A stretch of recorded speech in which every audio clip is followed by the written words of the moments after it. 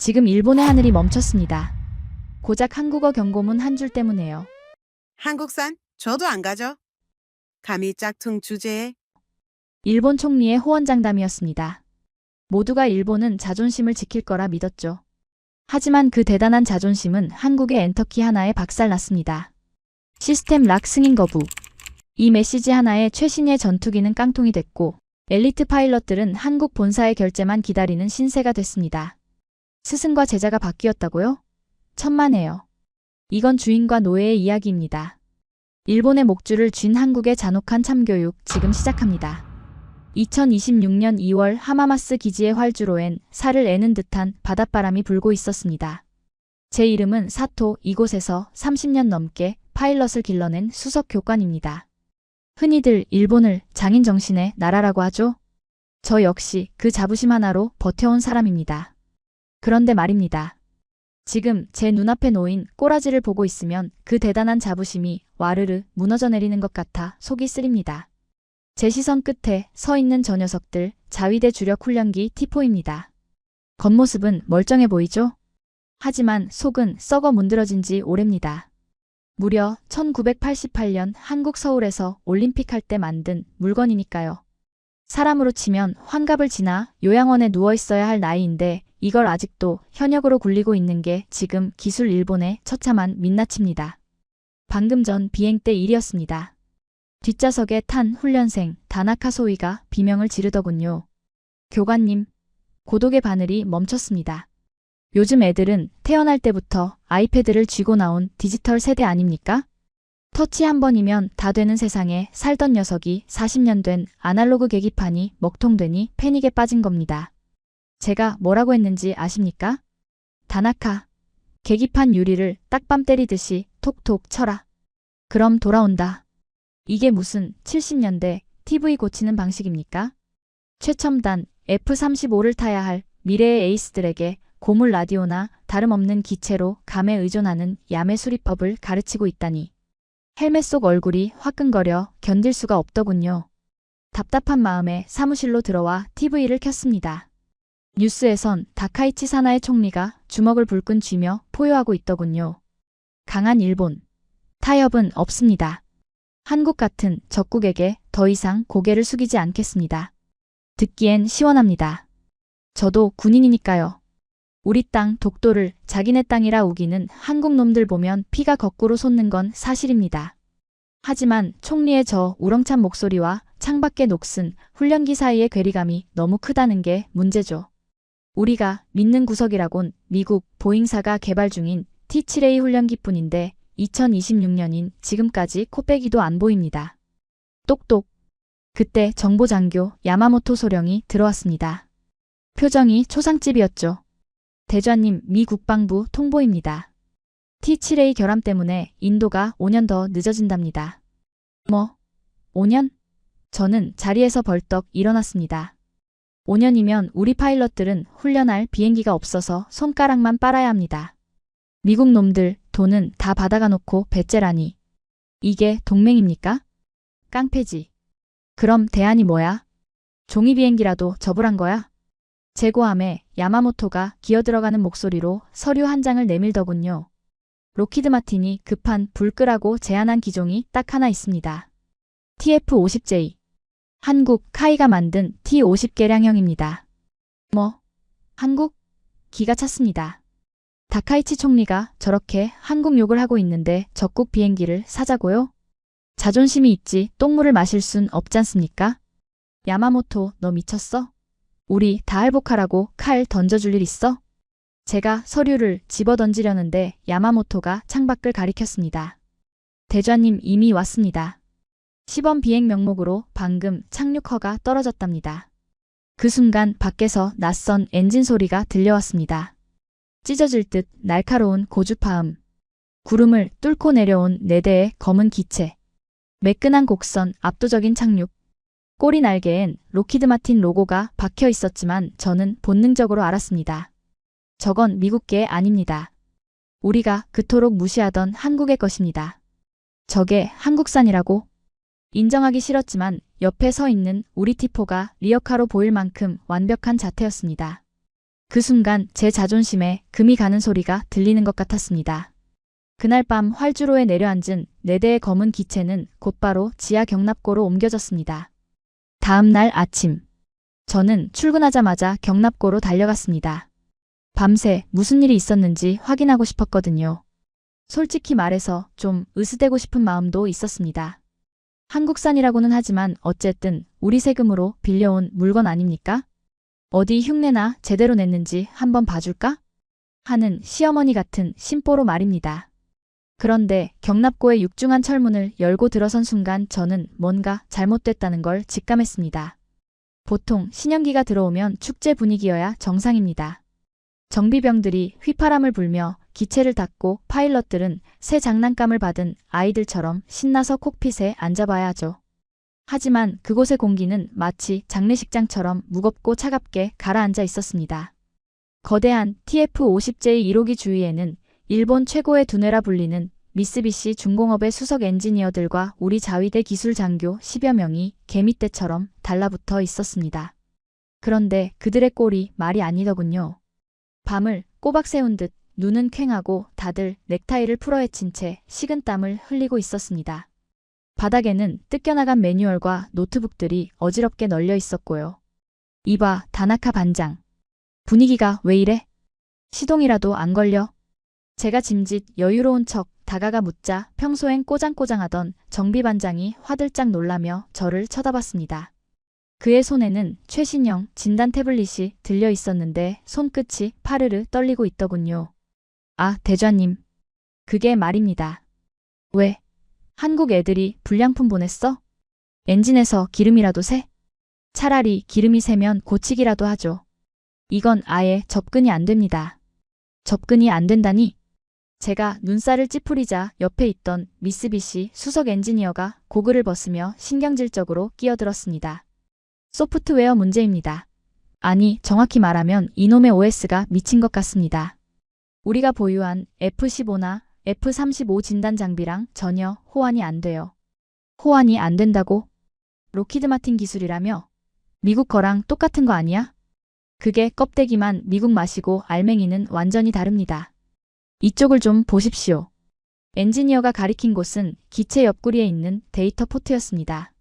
그곳에 우리 측 노트북이 연결되어 있었는데 화면에는 시커먼 바탕에 붉은색 경고창만 떠 있었습니다. 영어나 일본어가 아니었습니다. 암호 같은 숫자 배열도 아니었습니다. 그건 명백한 아주 낯설고도 불쾌한 문자였습니다. 에러코드 403 포비든. 그리고 그 아래 작게 쓰여 있는 한글. 접근 권한이 없습니다. 카이 승인 코드를 입력하세요. 이게 뭐야?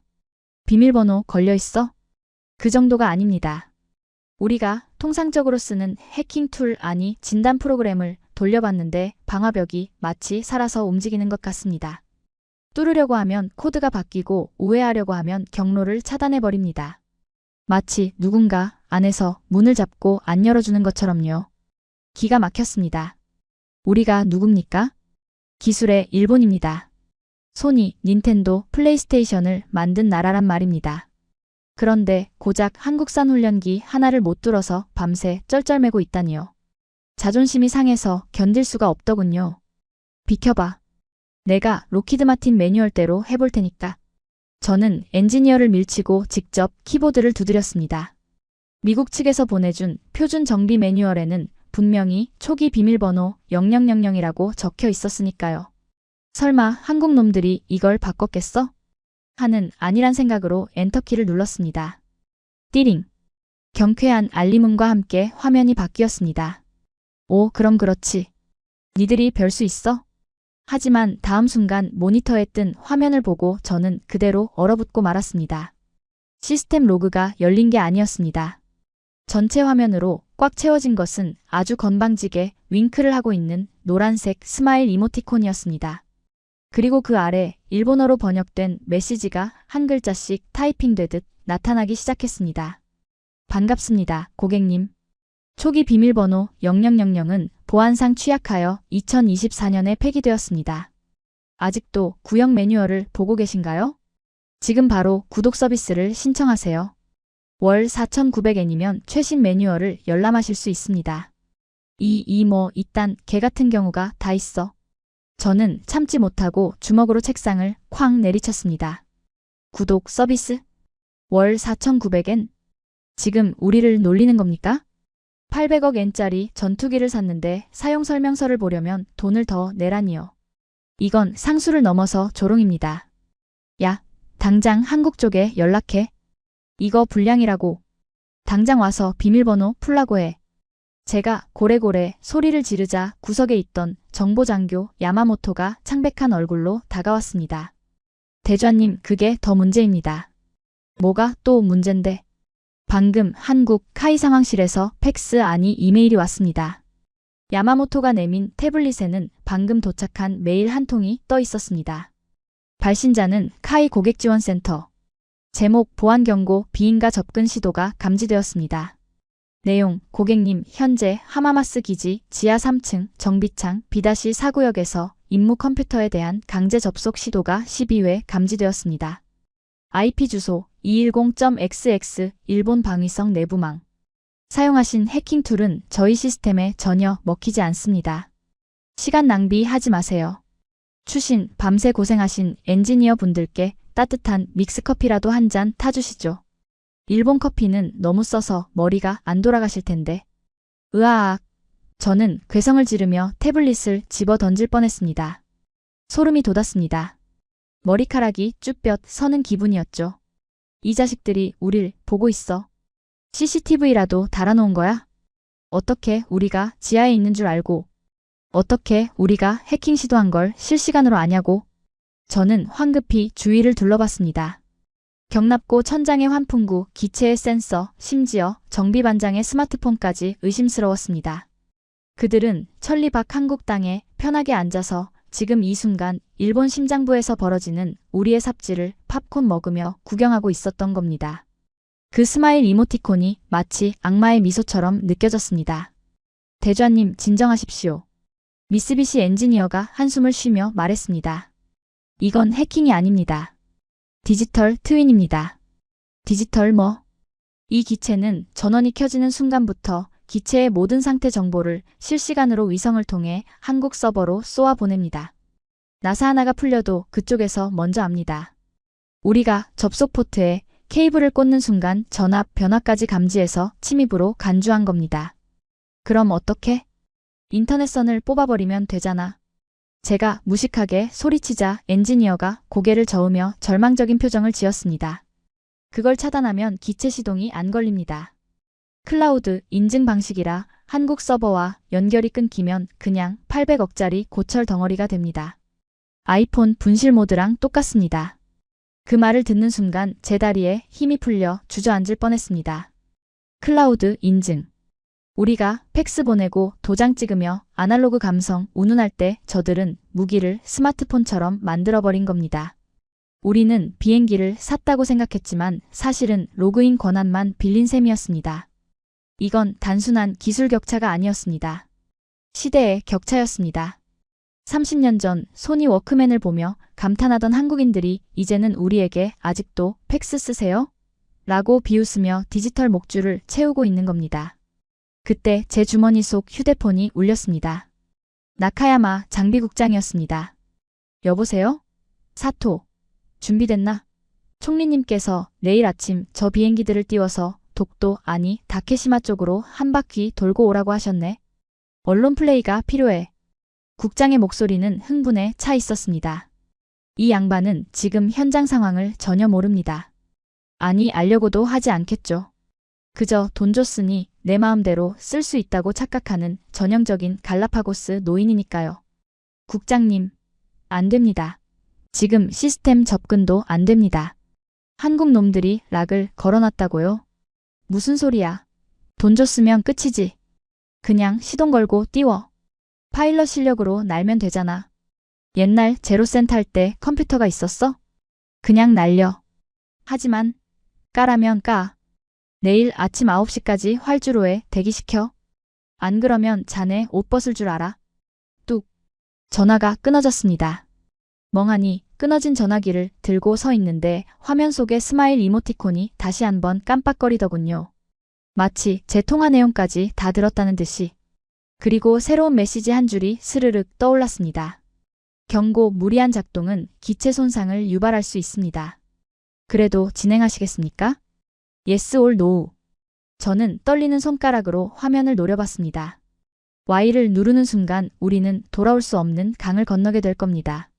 하지만 N을 누르면 저는 군복을 벗어야 합니다. 선택지는 없었습니다. 저는 이를 악물고 외쳤습니다. 야마모토, 파일럿들 집합시켜. 내일 아침 강제 출격한다. 직감적으로 알 수 있었습니다. 내일 아침 이 활주로에서 벌어질 일은 단순한 비행이 아닐 거라고.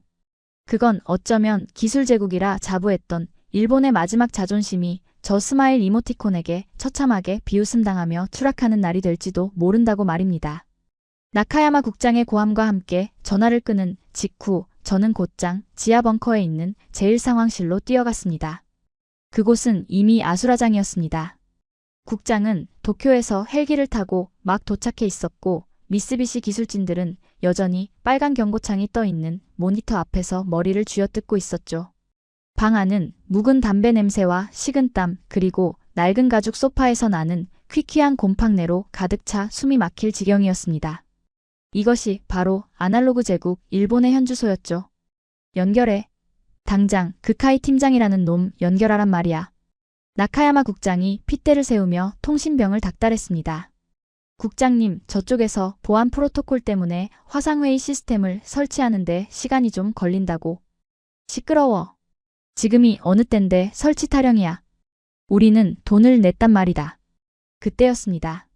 정면에 200인치 대형 스크린이 파앗하는 소리와 함께 밝게 켜졌습니다.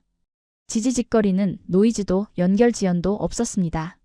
마치 창문을 연 것처럼 선명한 8K 초고화질 화면이 우리를 압도했죠.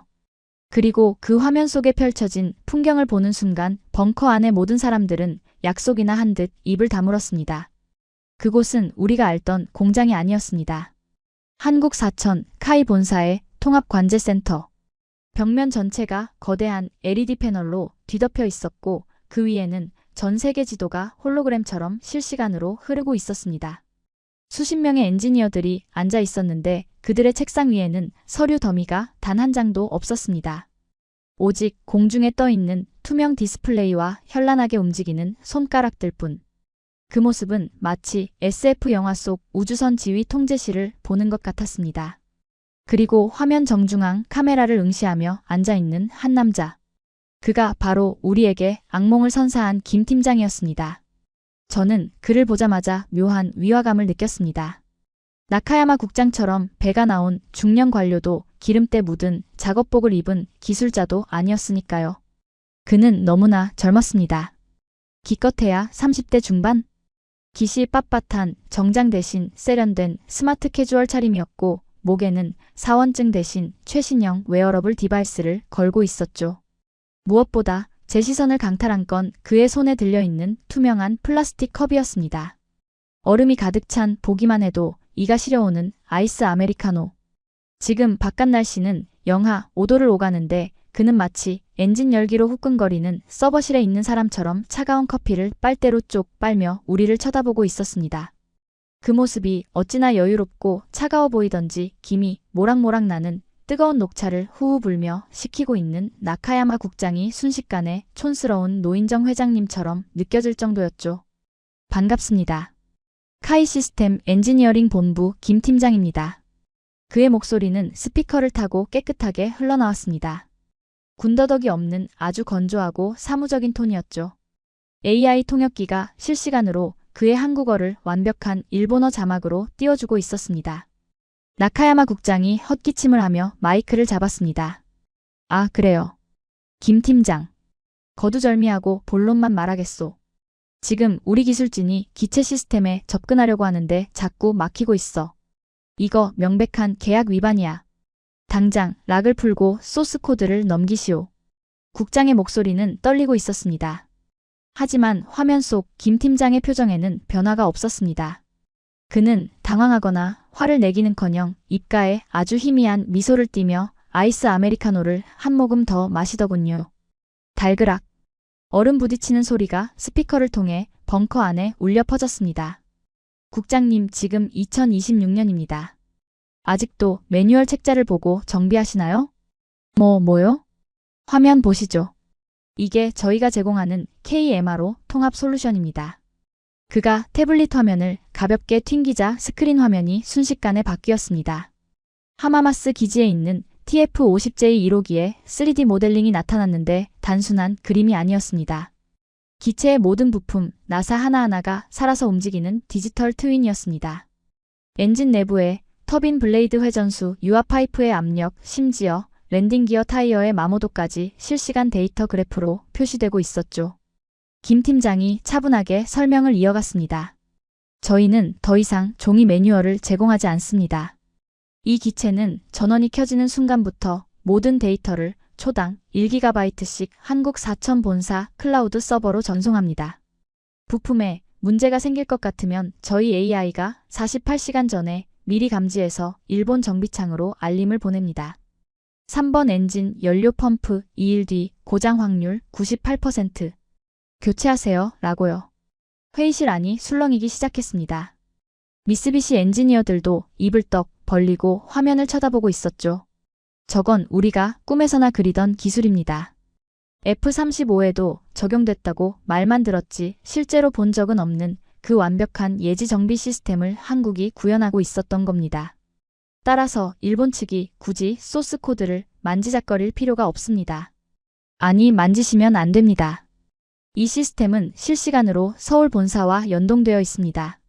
만약 승인되지 않은 접근, 예를 들어 아까처럼 미쓰비시 엔지니어 분들이 해킹 툴을 돌리시는 순간 그는 잠시 말을 멈추고 얼음이 달그락거리는 커피잔을 내려놓으며 카메라를 정면으로 응시했습니다. 보안 프로토콜에 따라 해당 기체의 시동 시스템은 영구적으로 잠깁니다. 그건 수리가 아니라 침입으로 간주되니까요. 이보세요. 김 팀장. 나카야마 국장이 책상을 쾅 내리치며 벌떡 일어났습니다. 찻잔에 녹차가 엎질러져 서류를 적셨지만 그는 아랑곳하지 않았습니다. 그게 무슨 소리야? 우리가 돈을 주고 비행기를 사는데 우리 마음대로 뜯어보지도 못한다고?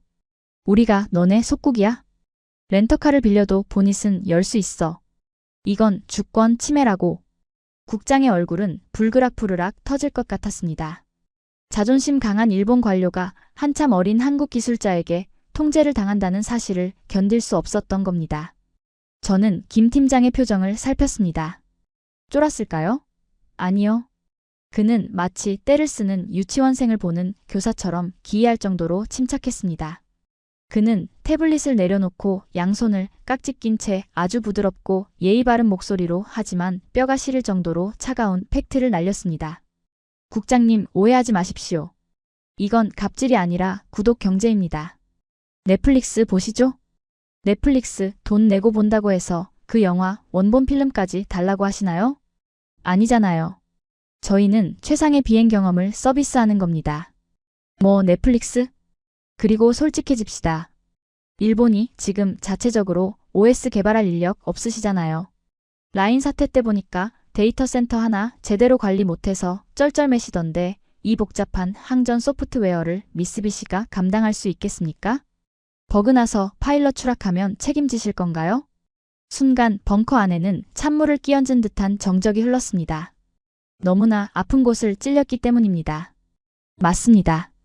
우리는 하드웨어는 잘 만들지 몰라도 소프트웨어는 젬병입니다. 팩스 용지 갈아 끼우는 건 세계 1등이지만 디지털 보안이나 AI 코딩은 한국의 발끝도 못 따라가는 게 2026년의 비참한 현실이니까요. 김 팀장은 그걸 정확히 알고 있었습니다. 그는 우리가 할 수 없어서 안 하는 게 아니라 능력이 없어서 못한다는 걸 간파하고 있었던 겁니다. 저희는 일본의 안전을 위해 최선을 다할 뿐입니다. 부품? 걱정 마십시오. 쿠팡, 일본엔 없죠. 한국의 새벽 배송 시스템 아시죠? 어젯밤에 보내드린 기체들 저희 물류센터에서 드론으로 띄운 지 4시간 만에 도착했습니다. 그 어떤 나라보다 빠릅니다. 그는 잠시 뜸을 들이더니 가장 잔인한 조건을 덧붙였습니다. 단 그 모든 시스템의 작동 권한은 한국 본사 서버가 승인을 해줘야 활성화됩니다. 기술적인 문제는 저희가 100% 책임집니다. 하지만 기술 외적인 문제, 예를 들어 정치적 갈등으로 인한 돌발 행동, 그런 상황이 오면 저희 시스템도 어쩔 수 없이 멈출 수밖에 없습니다. 그건 알고 계약하셨잖아요? 그건 협박이었습니다. 아주 세련되고 스마트하고 디지털화된 협박. 너네 다카이치 총리가 독도니 뭐니 하면서 허튼 짓 하면 우리는 엔터키 하나로 일본공 군력을 셧다운시킬 수 있다. 이 살벌한 경고를 저렇게 새벽 배송이니 구독 경제니 하는 현대적인 용어로 포장해서 던진 겁니다. 나카야마 국장은 입을 뻐끔거렸지만 반박할 말이 없었습니다. 왜냐하면 지금 당장 우리에게 필요한 건 자존심이 아니라 내일 아침 띄워야 할 비행기였으니까요. 저는 화면 속 김 팀장의 뒤편 분주하게 움직이는 한국 엔지니어들을 보았습니다. 그들은 누구 하나 눈치를 보거나 윗사람에게 굽신거리지 않았습니다. 모니터 2대씩을 앞에 두고 미친 듯한 속도로 키보드를 두드리며 데이터를 처리하고 있었죠. 한 손에는 에너지 드링크나 커피를 들고요. 그들의 눈빛에는 과거사나 감정 따위는 없었습니다. 오직 효율과 속도 그리고 압도적인 기술 격차에서 오는 자신감만이 번들거리고 있었습니다. 우리가 조센징이라고 무시하던 그들은 이미 우리보다 10년 아니 20년 앞선 미래에 살고 있었습니다. 우리는 아날로그 감성에 젖어 도장을 찍고 있을 때 그들은 디지털 코드로 우리 목줄을 짤 밧줄을 꼬고 있었던 겁니다. 김 팀장은 마지막으로 얼음이 남은 커피잔을 흔들며 말했습니다. 그럼 시스템 락은 잠시 해제해드리겠습니다. 테스트 비행 잘하십시오. 아, 물론 경로는 잘 지키셔야 할 겁니다. 저희가 다 보고 있으니까요. 화면이 꺼졌습니다. 벙커 안은 다시 어두컴컴해졌지만 그 여운은 지독하게 남았습니다. 나카야마 국장이 털썩 소파에 주저앉았습니다. 그의 손에 들린 찻잔이 덜덜 떨리고 있었죠. 사토. 네, 국장님. 준비해. 내일 아침 무조건 띄운다. 그는 이를 갈며 중얼거렸습니다. 저 건방진 한국 놈들 콧대를 꺾어주지 않으면 난 잠을 못 잘 것 같다. 독도까지 날려서 우리가 마음만 먹으면 언제든 들이받을 수 있다는 걸 보여줘야 해. 저는 한숨을 내쉬었습니다. 그는 아직도 모릅니다. 방금 우리가 본 것은 경고가 아니라 예고였다는 것을.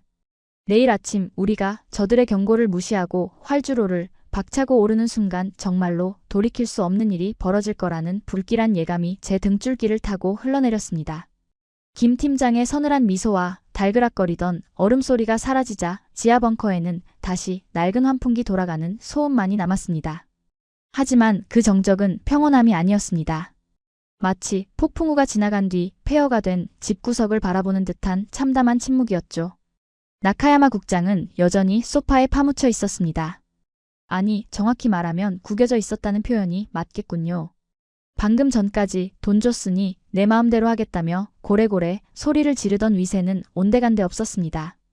그의 손에 들려있던 찻잔은 이미 바닥에 떨어져 산산조각이 났고 엎질러진 녹차가 그의 값비싼 양복 바지를 적시고 있었지만 그는 닦을 생각조차 하지 못하고 있었습니다.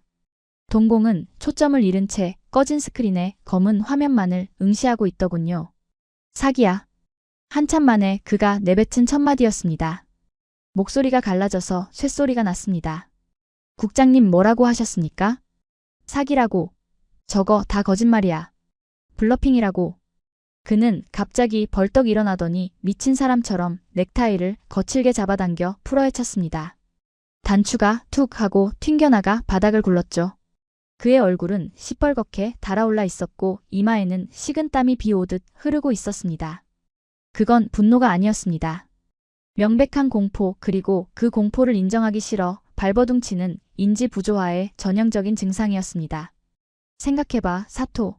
세상에 그런 기술이 어디 있어? 나사 하나 풀린 걸 한국에서 어떻게 알아? 위성통신? 초당 1기가? 야, 우리 집 인터넷도 그렇게 안 빨라. 그거 다 SF 영화 보고 지어낸 얘기야. 우릴 겁주려고 쇼하는 거라고. 그는 덜덜 떨리는 손가락으로 미쓰비시 엔지니어들을 가리켰습니다.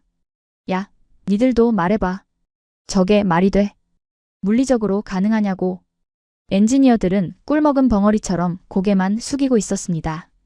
그들도 기술자로서 직감은 하고 있었을 겁니다. 김 팀장이 보여준 디지털 트윈 화면, 그건 조작으로 만들 수 있는 수준이 아니었습니다. 하지만 지금 눈앞에서 발광하는 권력자에게 사실입니다. 우린 졌습니다. 라고 말할 용기가 없었겠죠. 수석 엔지니어가 눈치를 보며 기어들어가는 목소리로 대답했습니다. 저 국장님 말씀대로 이론적으로는 그 정도 데이터를 실시간으로 주고받으려면 전용 위성회선이 필요한데 기체 외부에는 그런 안테나가 안 보입니다. 아마 과장이 좀 섞였을 수도. 꺼봐. 내 말이 맞잖아. 나카야마 국장은 물에 빠진 사람이 지푸라기라도 잡은 듯 그 불확실한 추측을 확신으로 둔갑시켰습니다. 안테나가 없는데 어떻게 통신을 해? 사기꾼 놈들. 어디서 감히 대일본 제국을 상대로 가스라이팅을 시도해? 내가 그런 거에 속을 줄 알고? 그는 히스테릭하게 웃어젖혔습니다. 하하 하는 웃음소리가 벙커벽을 타고 울리는데 듣는 사람의 등골이 오싹해질 만큼 기괴했죠. 그는 자신의 불안을 감추기 위해 억지로 현실을 부정하고 왜곡하고 있었습니다. 사토 자네도 들었지? 쟤네들 허세 부리는 거야. 쫄지 마. 구독 경제. 넷플릭스? 웃기지 말라 그래. 우리가 800억 엔을 현금으로 꽂았어. 소유권은 우리한테 넘어왔다고. 법적으로도 쟤네가 시스템을 끄면 그건 계약 위반이자 국제범죄야. 한국 정부가 그런 미친 짓을 승인할 리가 없어. 하지만 국장님 아까 그 경고 메시지는 해킹 툴이 구형이라서 뜬 에러 메시지겠지. 그걸 저놈들이 그럴싸하게 포장한 거고. 됐어. 더 이상 듣고 싶지 않아. 그는 손을 휘저으며 상황실을 나가버렸습니다. 비틀거리는 뒷모습이 마치 술 취한 노숙자처럼 위태로워 보였습니다. 저는 그 뒷모습을 보며 깊은 절망감을 느꼈습니다. 확증 편향. 사람은 보고 싶은 것만 보고 믿고 싶은 것만 믿는다더니 지금 우리 수뇌부가 딱 그 꼴이었습니다. 눈앞에 명백한 디지털 족쇄가 채워졌는데도 설마 내 목을 조르겠어? 라며 애써 외면하고 있는 겁니다. 새벽 3시.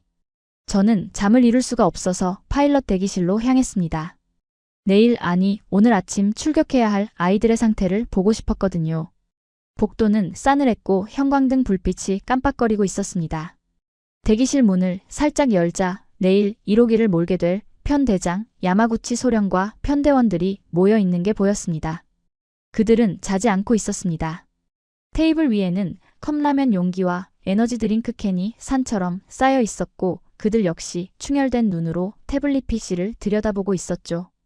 TF-50J의 조종 매뉴얼이었습니다. 소령님 이 기능 말입니다. 오토 G 리미트. 이게 켜져 있으면 급기동할 때 자동으로 제어가 들어오는 겁니까? 그런 것 같다. 한국군 교범에 따르면 9G 넘어가면 파일럿 보호를 위해 시스템이 개입한대. 와 쩐다. 우리 T4는 그냥 깡통인데? 이건 완전 로봇이네요. 젊은 파일럿들의 얼굴에는 불안감보다는 호기심과 설렘이 더 커 보였습니다. 그럴 만도 하죠. 평생 고물차만 타다가 난생 처음 최신형 스포츠카를 타게 생겼으니까요. 하지만 야마구치 소령의 표정은 어두웠습니다. 그는 제가 들어온 걸 눈치채고 벌떡 일어나 경례를 붙였습니다. 충성. 아직 안 주무십니까, 대좌님? 쉬어. 긴장돼서 잠이 안 오나? 아닙니다. 야마구치는 망설이다가 조심스럽게 입을 열었습니다. 대좌님. 솔직히 말씀드리면 기체가 너무 완벽해서 무섭습니다. 완벽해서 무섭다? 네. 아까 낮에 잠깐 시뮬레이션을 돌려봤는데 반응 속도가 소름 끼칠 정도입니다. 제가 생각하기도 전에 기체가 먼저 움직이는 것 같습니다. 마치 제 뇌를 읽고 있는 것처럼요. 그는 자신의 손을 내려다보았습니다. 미세하게 떨리고 있었죠. 그런데 대좌님, 이상한 게 있습니다. 콕핏 계기판 구석에 계속 눈동자 모양 아이콘이 떠 있습니다. 눈동자? 네. 깜빡이지도 않고 계속 저를 쳐다보고 있습니다. 매뉴얼을 아무리 뒤져봐도 그런 아이콘에 대한 설명은 없습니다. 정비반에 물어보니까 시스템 감시 모듈이라는데 기분 탓인지 몰라도 누군가 저를 감시하고 있다는 느낌을 지울 수가 없습니다. 제 심장이 쿵 하고 내려앉았습니다. 아까 김 팀장이 말했던 실시간 감시. 그게 비유가 아니라 실제였던 겁니다. 파일럿들은 본능적으로 느끼고 있었습니다. 자신들이 타고 있는 이 괴물이 자신들의 통제를 벗어난 누군가의 의지로 움직이고 있다는 것을요. 하지만 저는 차마 그들에게 진실을 말할 수 없었습니다. 신경 쓰지 마라. 최신형이라 센서가 예민해서 그럴 거다. 너희는 그냥 비행에만 집중해. 거짓말이었습니다. 비겁한 변명이었습니다. 저는 교관으로서 제 제자들을 사지로 내몰고 있으면서도 그들의 불안을 잠재워줄 확신조차 주지 못하고 있었습니다. 새벽 5시. 동이 트기 전 가장 어두운 시간. 경납고에 문이 열리고 4대의 TF-50J가 트랙터에 이끌려 활주로로 나오기 시작했습니다. 어둠 속에서 조명을 받아 번쩍이는 검은 기체는 마치 사냥감을 노리는 맹수처럼 웅크리고 있었습니다. 나카야마 국장은 언제 옷을 갈아입었는지 다시 말끔한 정장 차림으로 활주로에 나타났습니다. 그의 얼굴은 여전히 창백했지만 눈빛만은 기이한 광기로 번들거리고 있었죠. 그는 밤새 스스로를 세뇌한 게 분명했습니다. 우리는 틀리지 않았다. 한국은 짓기만 할 뿐 물지는 못한다. 라고요. 미쓰비시 엔지니어가 달려와 보고했습니다. 국장님, 시스템 락이 풀렸습니다. 뭐? 풀려? 네. 아까 그 김 팀장이 접속을 끊은 뒤로 모든 경고창이 사라졌습니다. 지금은 시스템 준비 상태입니다. 아무런 제약도 없습니다. 그 말을 듣는 순간 나카야마 국장의 입꼬리가 귀에 걸릴 듯이 찢어졌습니다. 하, 꺼봐. 내 말이 맞잖아. 놈들이 쫄아서 풀어준 거야. 우리가 강하게 나가니까 꼬리 내린 거라고. 그는 제 등을 팡팡 내리치며 소리쳤습니다. 사토, 봤나? 이게 외교야. 이게 강대국의 힘이라고. 감히 한국 따위가 우리한테 덤벼. 어림도 없지. 저는 아무 말도 할 수 없었습니다. 시스템이 정상이라고요? 락이 풀렸다고요? 그게 더 무서웠습니다. 그건 마치 쥐가 덫에 있는 치즈를 먹기 좋게 스프링 장력을 최대한 팽팽하게 당겨놓은 상태 같았으니까요. 김 팀장의 마지막 말이 귓가에 맴돌았습니다. 테스트 비행 잘하십시오. 그건 허락이 아니었습니다. 그건 도살장으로 들어가는 소에게 건네는 마지막 작별 인사였습니다. 하지만 활주로의 분위기는 이미 축제판이었습니다. 한국이 굴복했다. 우리가 이겼다. 라는 근거 없는 승리감이 전염병처럼 번지고 있었죠. 파일럿들은 엄지를 치켜세우며 콕핏에 올랐고 정비병들은 만세를 불렀습니다. 저 혼자만이 이 비현실적인 들뜸 속에서 극심한 현기증을 느꼈습니다. 속이 메스꺼웠습니다. 눈앞의 현실은 이건 함정이다 라고 비명을 지르고 있는데 제 뇌는 아닐 거야, 우리가 이긴 걸 거야 라는 달콤한 거짓말에 기대고 싶어 했으니까요. 쾅! 캐노피가 닫히는 소리가 들렸습니다. 이제 되돌릴 수 없습니다. 야마구치 소령이 엔진 시동 버튼을 누르자 지휘 엔진이 포효하며 깨어났습니다. 그 소리가 제 귀에는 지옥의 문이 열리는 소리처럼 들렸습니다. 우리는 지금 우리 발로 걸어서 아주 화려하고 멍청하게 그 문턱을 넘으려 하고 있습니다. 콰아! 지옥의 문이 열리는 소리. 아니, 누군가에게는 천국의 팡파르처럼 들렸을 겁니다. 활주로를 박차고 오른 4대의 TF-50J 아니 그들이 멋대로 이름 붙인 텐구 편대는 순식간에 시야에서 사라졌습니다. 엄청난 가속력이었습니다. 낡아빠진 T4 훈련기가 헐떡거리며 기어 올라가는 고도를 이 괴물 같은 기체들은 단 30초 만에 수직으로 뚫고 올라가 버렸으니까요. 관제탑은 환호성으로 뒤덮였습니다. 봤나?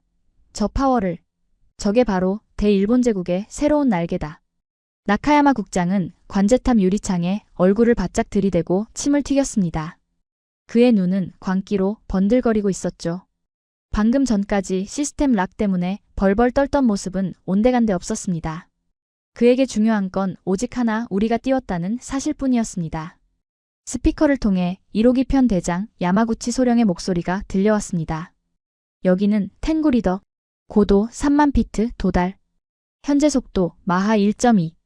시스템 올그린. 엔진 상태 최상입니다. 믿기지 않을 정도로 부드럽습니다. 야마구치의 목소리에도 흥분이 묻어 있었습니다. 평생 리어카만 끌다가 페라리를 탔으니 오죽하겠습니까? 그는 지금 이 기체가 한국산이라는 사실조차 잊고 싶었을 겁니다. 그저 자신의 손끝에서 반응하는 압도적인 성능에 취해버린 거죠. 좋아. 아주 좋아. 나카야마 국장이 마이크를 낚아챘습니다. 텐구 리더 잘 들어라. 지금부터 작전 계획을 변경한다. 단순한 테스트 비행은 취소다. 네. 변경이라니요? 기술을 서쪽으로 돌려라. 목표 좌표 37도 14분 131도 52분. 다케시마 상공이다. 순간 관제탑에 있던 모든 장교들이 숨을 멈췄습니다. 저도 제 귀를 의심했죠. 국장님, 미치셨습니까? 제가 국장의 팔을 잡고 소리쳤습니다. 계약서 제28조 잊으셨습니까? 분쟁지역 비행 금지. 이건 명백한 계약 위반입니다. 한국 놈들이 보고 있다니까요. 하지만 나카야마 국장은 제 손을 거칠게 뿌리쳤습니다. 사토, 닥치고 있어. 계약서? 종이 쪼가리가 뭐가 중요해. 이미 하늘에 떴어. 조종관은 우리 파일럿이 잡고 있다고. 한국 놈들이 서울에서 뭘 어쩔 건데. 텔레파시로 조종관이라도 뺏을 거야? 그는 오만했습니다. 무식해서 용감하다는 말이 딱 들어맞았죠. 그는 소프트웨어 통제권이라는 개념 자체를 이해하지 못하고 있었습니다. 그저 물건을 샀으니 내 마음대로 써도 된다는 20세기 아날로그적 사고방식에 갇혀 있었으니까요. 그는 다시 마이크에 대고 고함을 질렀습니다. 야마구치, 들리나? 이건 총리님의 직접 명령이다. 다케시마 상공 12에리 안으로 진입해서 손익붐을 터뜨려라. 한국 놈들 머리 위에서 굉음을 울려주고 오란 말이다. 일본이 돌아왔다는 걸 똑똑히 보여줘. 라저. 탱구 편대 기수 돌린다. 타깃 다케시마. 야마구치의 대답엔 일말의 망설임도 없었습니다. 그 역시 취해 있었으니까요. 힘에 취하고 애국심이라는 마약에 취해서 자신들이 지금 호랑이의 코털을 뽑으러 가는 게 아니라 호랑이 입속으로 머리를 들이밀고 있다는 걸 모르고 있었습니다. 그때 관제탑 대형 모니터에 뉴스 속보가 떴습니다. 다카이치 총리가 긴급 기자회견을 하고 있더군요. 배경에는 우길기가 선명하게 걸려 있었습니다. 속보 일본 정부 오늘 오전 독도 상공에서 주권 수호 비행 실시. 그녀는 비장한 표정으로 카메라를 노려보며 입에 담지 말아야 할 말을 내뱉고 있었습니다. 친애하는 국민 여러분. 우리는 너무 오래 참았습니다. 한국은 우리의 호의를 약점으로 알고 뻔뻔하게 우리 영토를 점거하고 있습니다. 하지만 오늘 우리의 최신의 국산 전투기 탱구가 그들의 오만함에 철퇴를 내릴 것입니다. 이것은 단순한 훈련이 아닙니다. 이것은 경고입니다. 한국 정부는 즉각 불법 시설물을 철거하고 떠나십시오. 그렇지 않으면 그녀는 잠시 뜸을 들이더니 섬뜩한 미소를 지었습니다. 우리는 물리적 자위권 행사도 불사할 것입니다. 끝났습니다. 선을 넘어도 아주 세게 넘었습니다. 이건 도발이 아니라 선전포고였습니다. 감히 한국산 비행기를 타고 한국 영토로 날아가서 한국 국민들을 협박하겠다. 그것도 전 세계가 보는 생중계 뉴스에서. 저는 다리에 힘이 풀려 주저앉았습니다. 이 멍청한 인간들아, 너희는 지금 한국의 인내심을 테스트하는 게 아니야.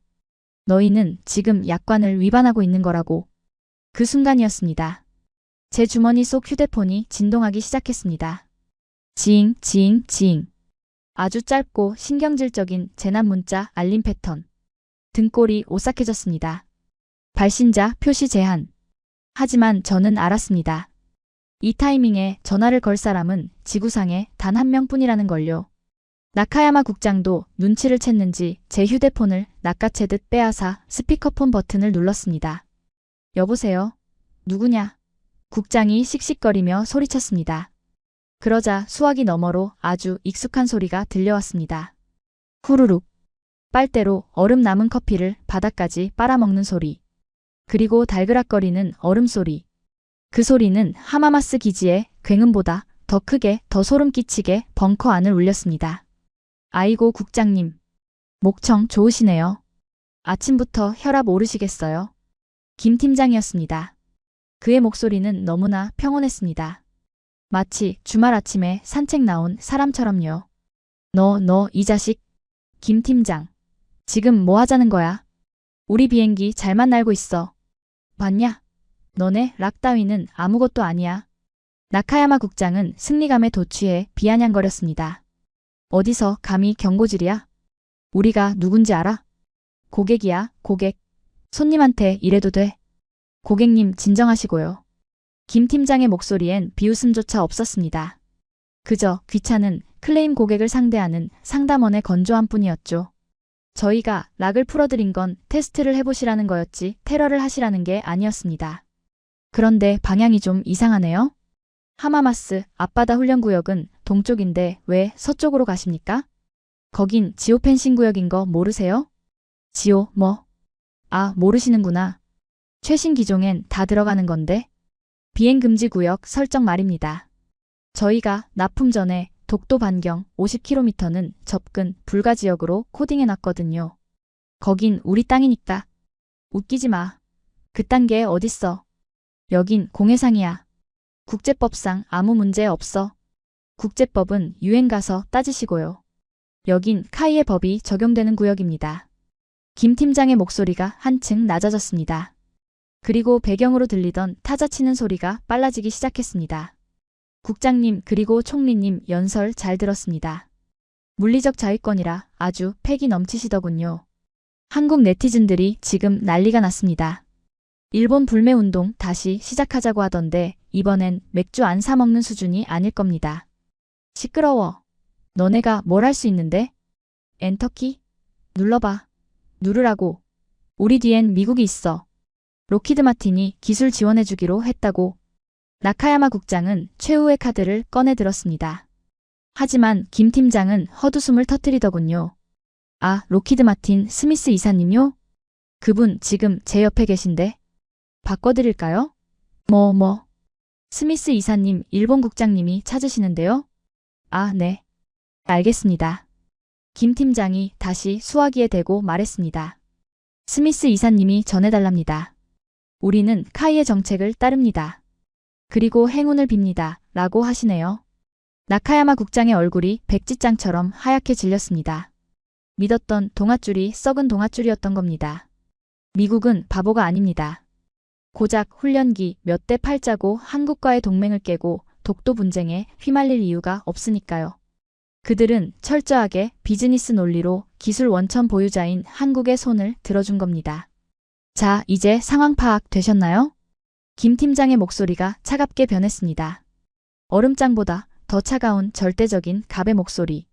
고객님은 심각한 약관 위반을 저지르셨습니다.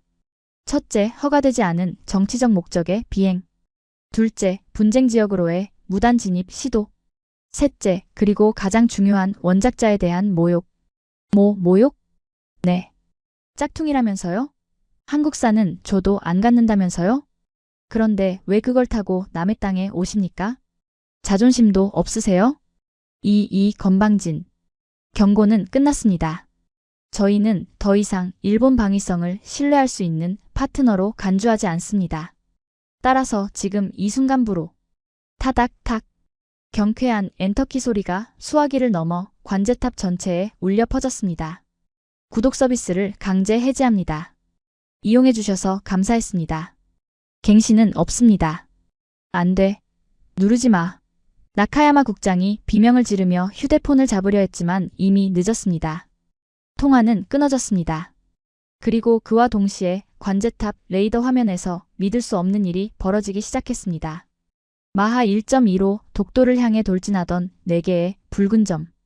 그 점들의 속도가 순식간에 뚝뚝뚝 떨어지기 시작했습니다. 속도 경고 600km, 400km, 250km. 국장님, 1호기 엔진 출력 저하. 애프터버너가 꺼졌습니다. 관제병이 다급하게 소리쳤습니다. 2호기, 3호기, 4호기도 마찬가지입니다. 엔진이 아이들 상태로 고정됐습니다. 재점화가 안 됩니다. 스피커를 통해 야마구치 편 대장의 처절한 비명이 들려왔습니다. 메이데이, 메이데이. 여기는 텐구리더, 조종관이 먹통이다. 엔진 반응 없음. 속도가 안 난다. 추락한다. 아니, 이건 추락이 아니다. 그냥 기어가고 있다. 그렇습니다. 추락이 아니었습니다. 김 팀장은 잔인할 정도로 친절했습니다. 비행기를 떨어뜨려 파일럿을 죽이는 살인 대신 더 끔찍한 형벌을 내린 겁니다. 이른바 림프 모드. 자동차 엔진에 문제가 생겼을 때 정비소까지 간신히 기어갈 수 있게 속도를 시속 30km로 제한하는 그 기능을 초음 속 전투기에 걸어버린 겁니다. 창공을 가르던 최신의 전투기들이 순식간에 날개 다친 파리처럼 비틀거리기 시작했습니다. 시속 300km. 민항기보다 느린 속도. 고도는 점점 떨어지고 기체는 힘없이 둥둥 떠다니는 신세가 되었습니다. 그 모습은 전 세계 레이더망에 그리고 독도 인근에 있던 한국 해경의 카메라에 고스란히 생중계되고 있었습니다. 저거 봐. 일본 놈들 비행기 멈췄어. 와, 공중부양하냐? 기어가네, 기어가. 한국 뉴스 앵커들의 비웃음 섞인 목소리가 환청처럼 들려오는 듯 했습니다. 나카야마 국장은 바닥에 주저앉아 멍하니 레이더 화면만 바라보고 있었습니다. 이건 꿈이야, 말도 안 돼. 그의 입에선 거품이 흐르고 있었습니다. 자존심? 국격? 그런 건 이미 동해 바닥으로 가라앉은 지 오래였습니다. 남은 건 전 세계적인 조롱거리와 800억 엔짜리 고철 덩어리뿐. 저는 관제탑 창밖을 보며 씁쓸하게 중얼거렸습니다. 그러게 약관은 읽어보고 서명했어야지. 이 멍청한 인간들아. 일본의 하늘은 멈췄습니다. 고작 엔터키 하나에. 그리고 우리는 뼈저리게 깨달았습니다. 우리는 비행기의 주인이 아니었습니다. 우리는 그저 한국이 잠시 빌려준 장난감을 가지고 놀다 뺏긴 철없는 어린아이들이었을 뿐입니다. 나카야마 국장의 입에서 새어나온 소리는 인간의 언어가 아니었습니다. 그것은 뇌의 인지 능력이 현실의 속도를 따라잡지 못해 발생하는 단말마와도 같은 신음이었습니다. 저는 그 짧은 10초의 시간을 마치 10년처럼 느꼈습니다. 관제탑의 공기는 진공 상태처럼 얼어붙었고 모든 사람의 시선은 오직 정면의 대형 레이더 스크린에 고정되어 있었습니다. 그곳에 찍힌 4개의 붉은 점 탱구 편대. 방금 전까지 마하 1.2 시속 1470km라는 경이로운 속도로 동해를 가르던 그 점들이 마치 보이지 않는 거미줄에 걸린 파리처럼 처참하게 속도가 꺾이고 있었습니다. 속도 경고 280km, 210km, 180km, 스톨 워닝. 스톨. 실속 경고입니다. 관제병의 비명이 정막을 찢었습니다. 양력이 부족합니다. 기체가 허공에서 멈췄습니다. 이대로면 자유낙하합니다. 스피커를 통해 야마구치 소령의 다급한 목소리가 터져나왔습니다. 하지만 그 목소리는 이전의 패기 넘치던 사무라이의 것이 아니었습니다. 안 움직여. 스로틀을 끝까지 밀었는데 반응이 없어. 엔진 RPM이 60%에 고정됐어. 이거 왜 이래? 미쓰비시. 대답해. 왜 출력이 안 올라가? 소령님. 재부팅 해보세요. ECU 리셋 버튼 누르세요. 엔지니어가 울먹이며 소리쳤습니다. 이미 10번도 더 눌렀어. 안 먹힌다고. 화면에 이상한 것만 떠. 뭐가 뜹니까? 소령님 화면을 읽으세요. 야마구치 소령은 숨을 헐떡이며 믿을 수 없다는 듯 캐노피 앞 HUD에 뜬 문구를 읽어 내려갔습니다. 데모 라이선스 만료. 그 순간 나카야마 국장의 동공이 지진이라도 난 듯 격렬하게 흔들렸습니다. 그의 시선이 천천히 아주 천천히 제 손에 들린 꺼진 전화기에서 레이더 화면으로 그리고 다시 창밖의 푸른 하늘로 옮겨갔습니다. 그의 안면 근육이 경련을 일으키며 실룩거렸습니다. 입꼬리는 웃으려는 건지 울으려는 건지 알 수 없는 기괴한 각도로 비틀어졌고 이마에 맺혀있던 식은땀 한 방울이 중력을 이기지 못하고 툭 하고 떨어져 그의 값비싼 구두코를 적셨습니다. 데모. 그가 쉰 목소리로 중얼거렸습니다.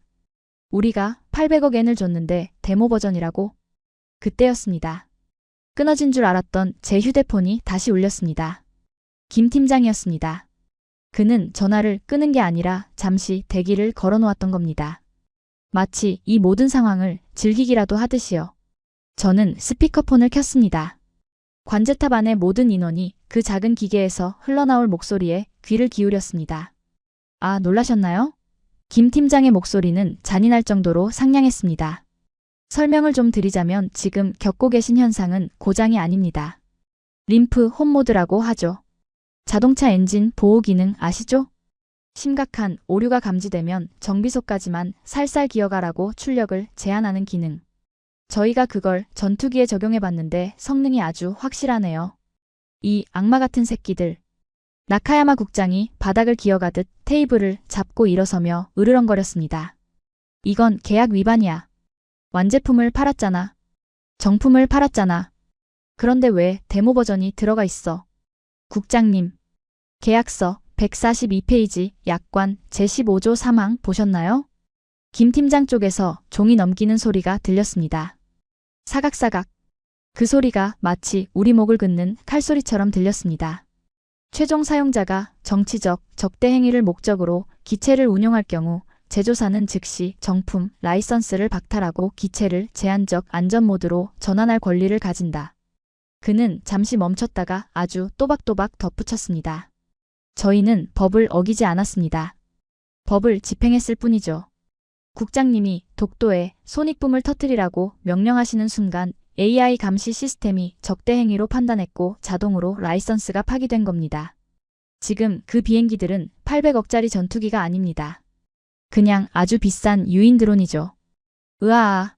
나카야마 국장이 비명을 지르며 모니터를 향해 재떨이를 집어 던졌습니다. 쨍그랑. 화면이 깨지며 파편이 튀었지만 레이더 속의 붉은 점들은 여전히 시속 300km로 느릿느릿 기어가고 있을 뿐이었습니다. 이건 굴욕이었습니다. 전투기가 민항기보다, 아니 헬리콥터보다 느리게 날고 있다니요.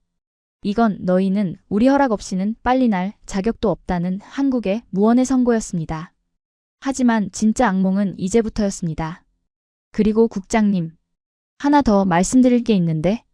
김 팀장의 목소리가 한층 더 차갑고 낮게 깔렸습니다. 지금 레이더 보고 계시죠? 텐구 편대 주변을 잘 보세요. 뭔가 새로운 손님이 보일 겁니다. 새로운 손님? 제가 급히 레이더 관제병을 쳐다봤습니다. 관제병의 얼굴이 백지장처럼 하얗게 질려 있었습니다.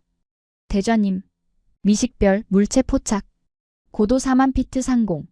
갑자기 나타났습니다. 스텔스기입니다. 뭐? 어디서 나타났어? 모르겠습니다. 레이더에 아무것도 없었는데 갑자기 텐구 편대 바로 위에서 팝업됐습니다. 레이더 화면을 보니 느릿하게 기어가는 4개의 텐구 편대 위로 2개의 푸른색 점이 유령처럼 나타나 있었습니다. 그들은 마치 먹잇감을 노리는 매처럼 무기력해진 텐구 편대의 꼬리를 완벽하게 물고 있었죠. 스피커를 통해 야마구치 소령의 공포에 질린 비명이 다시 터져나왔습니다. 으악, RWR이 울린다. 라곤 당했다. 미사일 조준이다. 누구냐? 누가 우릴 조준하는 거야? 그때 1호기의 캐노피 너머로 믿을 수 없는 광경이 펼쳐졌습니다. 구름 사이를 뚫고 내려온 2대의 거대한 회색 전투기. 매끈한 동체, 내부 무장창을 갖춘 완벽한 스텔스 형상.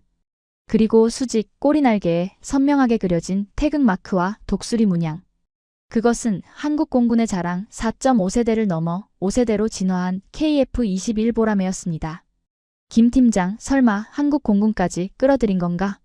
제가 떨리는 목소리로 물었습니다. 끌어들이다니요? 여긴 KADIG입니다. 국적, 불명의 전투기들이, 그것도 식별 코드도 제대로 안 보내는 놈들이 우리 영공으로 접근하는데 가만히 있을 공군이 어디 있습니까? 요격하러 나간 거죠. 그의 말은 팩트였습니다. 우리가 테스트 비행이랍시고 피하 식별 장치를 제대로 켜지 않았으니 한국 입장에선 영락없는 적기였습니다. 보십시오, 국장님. 저게 바로 진짜 기술입니다. 김 팀장이 조소 섞인 목소리로 해설을 시작했습니다. 우리 보라매들은 국장님의 텐구 편대가 이륙할 때부터 이미 보고 있었습니다. 국장님의 레이더엔 안 보였겠지만요. A사 레이더 성능 차이가 좀 심하거든요. 지금 보라매가 텐구 뒤에서 딱 붙어가는 거 보이시죠? 저걸 뭐라고 하는지 아십니까? 에스코트라고 합니다. 술 취한 취객을 집까지 안전하게 모셔다 드리는 경찰차 같은 거죠. 지금 국장님의 파일럿들은 독도 근처에도 못 갔습니다. 그냥 한국 공군의 훈련 표적이 된 겁니다. 화면 속 상황은 처참했습니다. 시속 300km로 비틀거리는 일본의 TF-50J 4대. 그 뒤를 시속 1000km가 넘는 속도로 여유롭게 선회하며 가지고 노는 한국의 KF-21 2대. 그건 전투가 아니었습니다. 어른이 걸음마 배우는 아기를 지켜보는 꼴이었습니다. 야마구치 소령은 조종간을 흔들며 회피 기동을 시도했지만 시스템이 락 걸린 상태에서 기체는 둔하게 반응할 뿐이었습니다. 반면 KF-21은 마치 춤을 추듯 텐구의 사각지대를 파고들며 가상 격추 훈련을 즐기고 있었죠. 폭스2, 폭스2, 스플래시1. 야마구치의 헤드셋을 통해 한국 파일럿들의 교신 내용이 흘러들어왔습니다. 그들은 지금 일본의 최신 예기를 상대로 실전 같은 사격 훈련을 하고 있는 겁니다. 그만해. 멈춰. 쏘지 마. 야마구치 소령이 울부짖었습니다. 우린 공격 의사가 없다. 엔진 고장이다. 살려달라. 일본 최고의 엘리트 파일럿이 적국 파일럿에게 목숨을 구걸하는 치욕적인 순간이라니. 이 모든 대화와 영상은 한국 공군의 데이터 링크를 통해 전 세계 군사 전문가들에게 실시간으로 공유되고 있을 게 뻔했습니다. 나카야마 국장은 이제 숨조차 제대로 쉬지 못했습니다. 그는 창백한 얼굴로 창밖을 보며 헐떡거리는 숨을 몰아쉬었습니다. 내 800억엔 내 텐구. 국장님, 돈 걱정하실 때가 아닙니다. 김 팀장이 결정타를 날렸습니다. 지금 이 상황 유튜브 라이브로 전 세계에 송출 중인 거 아시죠? 일본 차세대 전투기 한국 공군 참교육에 깡통되다라는 제목으로요. 조회수가 벌써 100만 회를 넘었네요. 댓글 좀 읽어드릴까요? 닥쳐. 그만해. 아이디 독도는 한국당님 일본 기술력 대단하네. 공중 정지 비행 기술인가? 크크. 아이디 글로벌 옵저버님 잠깐 저거 전투기야 아니면 농약 살포기야? 아 이거 반응이 너무 뜨거운데요. 으윽. 나카야마 국장은 가슴을 부여잡고 쓰러졌습니다. 과호흡이었습니다. 위생병들이 달려와 그의 넥타이를 풀고 산소 마스크를 씌웠지만 그의 눈은 이미 초점을 잃고 천장만 바라보고 있었습니다. 그의 야망도 다카이치 총리의 지지율도 그리고 강한 일본의 꿈도 저 산소 마스크 속의 김처럼 흐릿하게 사라져가고 있었습니다. 저는 천천히 마이크를 집어들었습니다. 누군가는 마무리를 해야 했으니까요. 김 팀장. 네, 대좌님. 보고 계셨군요. 우리가 졌다. 인정하마. 제발 우리 애들만은 살려줘. 무사히 착륙만 시켜주게. 제 목소리는 떨리고 있었습니다. 굴욕감 때문이 아니었습니다. 압도적인 힘의 차이를 확인한 데서 오는 본능적인 공포 때문이었습니다. 수화기 너머로 잠시 침묵이 흘렀습니다. 그리고 김 팀장의 차분한 목소리가 들려왔습니다. 걱정 마십시오. 말씀드렸잖습니까? 저희는 야만인이 아니라고. 리턴 투 베이스 모드를 활성화해드렸습니다. 기체는 자동으로 하마마스 기지로 귀환할 겁니다. 단 속도는 계속 300km입니다. 천천히 아주 천천히 오시면서 창밖 풍경도 좀 보시고 반성도 좀 하시라고요. 딸깍. 전화가 끊어졌습니다. 레이더 화면 속 텐구 편대가 서서히 아주 힘겹게 기수를 돌려 일본 쪽으로 향하기 시작했습니다. 그 뒤를 한국의 KF-21들이 호위하듯 아니 압송하듯 따라오고 있었죠. 그 비행 궤적은 마치 폐잔병들이 줄을 지어 포로 수용소로 끌려가는 모습과 너무나 흡사했습니다. 저는 관제탑 창문에 이마를 대고 멀리 동해 쪽 하늘을 바라보았습니다. 눈부시게 파란 하늘. 하지만 그 하늘은 이제 더 이상 우리의 것이 아니었습니다. 우리는 그저 한국이 만들어 놓은 거대한 디지털 어항 속에서 헤엄치는 작은 금붕어에 불과했다는 사실을 너무나 비싼 수업료를 내고 깨달아버린 것입니다. 800억 엔짜리 수업료. 그리고 국가의 자존심이라는 대가. 하마마스의 바닷바람이 오늘따라 유난히 차갑고 비리게 느껴졌습니다. 오후 1시. 하마마스 기지의 활주로에는 패배의 냄새가 진동하고 있었습니다. 바닷바람은 여전히 차가웠지만 그 바람에 실려오는 것은 짠내뿐만이 아니었습니다. 썩어 문드러진 자존심의 악취였죠. 레이더 속에서 거북이처럼 기어오던 4개의 점이 드디어 모습을 드러냈습니다. 하지만 금이환양은 개뿔 꼬라지가 말이 아니었습니다. 보통 전투기가 귀환할 때는 활주로 상공을 급선회하며 멋지게 내려앉는 게 관례입니다. 그런데 저 녀석들은 엔진 고장난 경비행기처럼 비틀거리며 직선으로 기어 들어오고 있더군요. 드래그 슈트조차 펴지지 않았습니다. 그저 관성에 의해 굴러가는 쇳덩어리일 뿐이었죠. 한국의 KF-21편대는 KADIG 경계선에서 기수를 돌려 돌아갔습니다. 마치 여기까지만 데려다 줄 테니 남은 길은 알아서 기어가라는 듯이 마지막으로 날개를 흔들며 유유히 사라졌습니다. 그 당당한 뒷모습을 보며 우리 정비병들은 넋을 잃고 입만 벌리고 있었습니다. 끼익! 기체가 멈춰섰지만 캐노피는 열리지 않았습니다. 파일럿들도 창피해서 못 나오는 겁니다. 800억 엔짜리 최신 얘기를 타고 나갔다가 전 세계가 보는 앞에서 유인 드론 취급을 당했으니 오죽하겠습니까? 야마구치 소령은 콕핏 안에서 고개를 쳐박고 울고 있을 게 뻔했습니다. 끝났다. 다 끝났어. 나카야마 국장은 관제탑 바닥에 주저앉아 넋이 나가 있었습니다. 스마트폰 알림이 미친 듯이 울려대고 있었거든요. 속보, 일본 방위성, 독도 도발, 대참패, 한국 기술력에 농락당해. 긴급 다카이치 총리 지지율 20%대 폭락, 야당 내각 총사퇴 요구. 경제 미쓰비시 중공업 주가 하한가 직행, 반면 한국 카이 주가는 사상 최고치 경신. 가관이었습니다. 전 세계의 조롱이 쓰나미처럼 밀려왔습니다.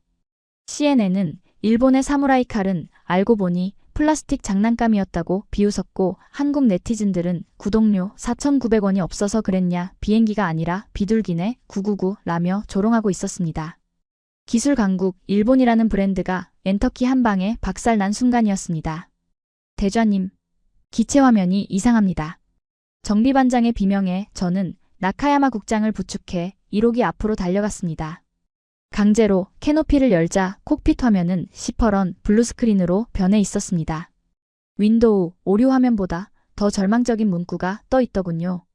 시스템 셧다운. 사유 심각한 약관 위반 코드 독도 도발. 해당 기체의 라이선스는 영구 박탈되었습니다. 반송비 고객 부담. 그리고 그 아래 김 팀장의 마지막 추신이 반짝이고 있었습니다. PS 오늘 비행 데이터는 교육용 자료로 전 세계에 무료 배포했습니다.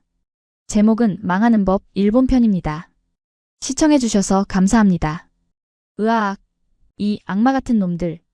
나카야마 국장은 비명을 지르며 먹통이 된 조종석을 주먹으로 내리쳤습니다. 하지만 야속하게도 차가운 강화유리는 그의 주먹을 튕겨낼 뿐이었습니다. 그때 미 국방부 연락장교가 다가와 쐐기를 박았습니다. 미스터 나카야마. 펜타곤 지침입니다. 일본 측의 무모한 도발에 깊은 유감을 표한다고 합니다. 뭐라고요?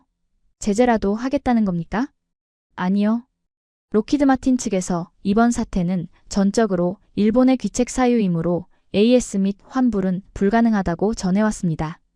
800억에는 수업료라고 생각하십시오.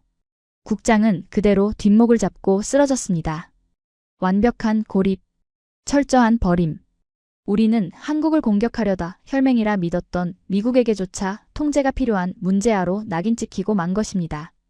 구급차가 사이렌을 울리며 국장을 실어가는 모습은 초라하기 그지없었습니다. 한때 일본의 국방을 책임지던 거물이 시대의 흐름을 읽지 못하고 목리를 부리다 파산한 노인처럼 보였으니까요. 해가 뉘엿뉘엿 지고 있었습니다. 붉은 노을이 4대의 죽은 전투기 위로 내려앉았습니다. 그 붉은 빛이 마치 자위대가 흘리는 피눈물처럼 보였습니다. 저는 주머니에서 담배를 꺼내 물었습니다. 라이터 불꽃이 바람에 흔들렸지만 제 손은 더 이상 떨리지 않았습니다. 체념이었습니다. 인정하자 사토. 저는 연기를 길게 내뱉으며 독백했습니다. 세상이 바뀌었어. 우리가 장인 정신이라며 나사 깎고 있을 때 쟤들은 세상을 코딩으로 연결해버렸어. 우리가 아날로그 도장 찍고 있을 때 쟤들은 디지털 목줄을 쥐고 있었던 거야. 우리는 졌습니다. 총 한 방 쏘지 못하고 미사일 한 발 날리지 못하고 그저 키보드 엔터키 하나에 우리의 하늘을, 긍지를, 그리고 미래를 도둑맞았습니다. 아니, 도둑맞은 게 아닙니다. 우리가 멍청해서 갖다 바친 겁니다. 공짜 점심은 없다는 자본주의의 철칙을 무시하고 한국사는 짝퉁이라는 오만에 빠져 계약서도 안 읽은 대가를 톡톡히 치른 셈이죠. 저는 꽁초를 바닥에 비벼 껐습니다. 저 멀리 관제탑 시계가 오후 6시를 가리키고 있었습니다. 2026년 2월 8일. 오늘은 역사책에 이렇게 기록될 겁니다. 아날로그 제국 일본이 디지털 제국 한국에게 무릎 꿇은 날. 바람이 찹니다. 하지만 한국 사천의 김 팀장은 지금쯤 따뜻한 사무실에서 퇴근 준비를 하고 있겠죠. 승리의 커피 한 잔을 더 마시면서요. 부럽네요. 그리고 무섭습니다. 그들이 만드는 미래가 이제 우리에게는 닿을 수 없는 저 높은 곳에 있다는 사실이 어둠이 내려앉고 있습니다. 활주로의 유도등이 하나둘 켜지기 시작하지만 그 불빛은 오늘따라 유난히 힘없고 초라해 보입니다. 제 눈앞에 멈춰선 저 거대한 4대의 기체, 텐구라고 이름 붙였던 녀석들은 이제 어둠 속에서 거대한 묘비처럼 서 있습니다. 800억 엔짜리 묘비. 그 위로 붉은 노을이 핏물처럼 흘러내리고 있군요. 저는 1호기의 차가운 랜딩 기어를 손으로 쓸어보았습니다. 매끈합니다. 소름 끼칠 정도로 완벽한 마감입니다. 우리가 그토록 싸구려 가성비용이라고 깎아내렸던 한국산의 품질은 사실 손끝이 베일 정도로 예리하고 정교했습니다. 인정해야겠습니다. 오늘 우리가 하늘에서 목격한 것은 단순한 기계가 아니었습니다. 그것은 한국인들이 지난 30년간 뼈를 깎으며 쌓아 올린 집념의 결정체였습니다. 우리는 착각했습니다. 우리가 반도체 소재를 끊으면 그들이 무릎 꿇을 줄 알았습니다. 우리가 독도 문제로 시비를 걸면 그들이 당황할 줄 알았습니다. 하지만 그들은 묵묵히 아주 무섭도록 조용히 칼을 갈고 있었습니다. 소재를 국산화하고 독자적인 OS를 개발하고 마침내 하늘을 지배하는 플랫폼을 완성해낸 것입니다. 아까 김 팀장의 목소리가 귓가에 맴돕니다. 저희는 야만인이 아닙니다. 그 말이 비수처럼 가슴을 찌릅니다. 맞습니다. 그들은 야만인이 아니었습니다. 진짜 야만인은 계약서도 무시하고 남의 땅에 무단으로 들어가 힘자랑을 하려 했던 우리 일본이었습니다. 그들은 가장 세련된 방식으로 피 한 방울 흘리지 않고 우리를 제압했습니다. 이것이 바로 21세기의 진짜 문명국이 보여줄 수 있는 품격이자 압도적인 힘의 차이였습니다. 저는 고개를 들어 서쪽 하늘을 바라봅니다. 저 바다 건너편 한국 사천에 불 꺼지지 않는 연구소들이 눈에 선합니다. 지금 이 순간에도 그들은 데이터를 분석하고 코드를 수정하며 더 완벽한 미래를 만들고 있겠죠. 두렵습니다. 솔직히 말해서 뼛속까지 시리도록 두렵습니다. 우리가 과거의 영광이라는 낡은 앨범을 뒤적이며 자위하고 있을 때 그들은 이미 우리를 추월해 저만치 앞서 달려가고 있습니다. 이제 그들은 우리가 가르쳐야 할 제자가 아닙니다. 우리가 고개를 숙이고 배워야 할 스승이자 감히 넘볼 수 없는 벽이 되었습니다. 오늘 2026년 저는 이 차가운 활주로 위에서 저의 패배를 그리고 대한민국이라는 새로운 거인의 탄생을 공식적으로 인정합니다. 이 800억 엔짜리 수업료가 아깝지 않으려면 우리 일본은 뼈를 깎는 반성을 해야 할 겁니다. 하지만 과연 가능할까요? 부서진 나카야마 국장의 찻잔처럼 이미 깨져버린 우리의 자존심을 다시 붙일 수 있을지는 모르겠습니다. 바람이 찹니다. 이제 들어가야겠습니다. 내일 아침이면 수많은 감사관과 기자들이 이곳을 덮치겠죠. 하지만 그 어떤 비난도 오늘 제가 하늘에서 느꼈던 그 전율과 공포보다는 덜할 겁니다. 한국, 당신들은 정말 무서운 나라입니다. 그리고 아름다운 나라입니다. 자, 오늘 이야기 어떠셨습니까? 단 3일. 일본의 오만함이 한국의 엔터키 하나에 처참하게 무너지는 과정을 함께 지켜보셨습니다. 누군가는 이것을 통쾌한 사이다라고 할 것이고 누군가는 섬뜩한 미래라고 할 것입니다. 하지만 분명한 사실은 하나입니다. 우리가 모르는 사이 대한민국은 이미 전 세계가 우러러보는 그리고 두려워하는 기술 패권국의 반열에 올랐다는 것입니다. 오늘 일본의 하늘을 멈춰 세운 것은 미사일이 아니었습니다. 그것은 우리 기술진의 땀방울이 만들어낸 코드 한 줄의 힘이었습니다. 이제 대한민국은 더 이상 강대국의 눈치를 보는 나라가 아닙니다. 우리가 기준을 만들고 우리가 하늘의 길을 여는 명실상부한 퍼스트 무버입니다. 오늘 밤 여러분은 편안하게 주무셔도 좋습니다. 우리의 기술이 그리고 밤낮 없이 깨어있는 대한민국의 눈이 그 어떤 도발도 허용하지 않고 우리 영토를 완벽하게 지키고 있으니까요. 가슴 벅찬 오늘 이야기 여기까지입니다. 지금까지 감동띵동이었습니다.